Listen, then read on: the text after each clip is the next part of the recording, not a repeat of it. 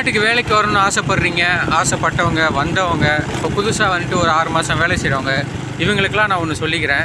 நீங்கள் வெளிநாட்டுக்குன்னு வேலைக்கு வந்துட்டீங்க, நம்ம ஊரில் வேலை செய்ய முடியலை, அதுக்கான சம்பளம் கிடைக்க மாட்டேங்குது அப்படின்றனால வேலைக்கு வந்துட்டீங்க. இன்னொன்று என்னென்னா, ஒரு வருஷத்துக்கு தயவு செஞ்சு கஷ்டப்பட்டு வேலை செய்யுங்க. வந்துட்டீங்க சரிங்களா? எடுத்தவொடனே வந்துட்டு உட்கார வச்சு சம்பளம் கொடுக்க மாட்டானுங்க, ஈஸியாக இருக்க வேலை கொடுக்க மாட்டானுங்க.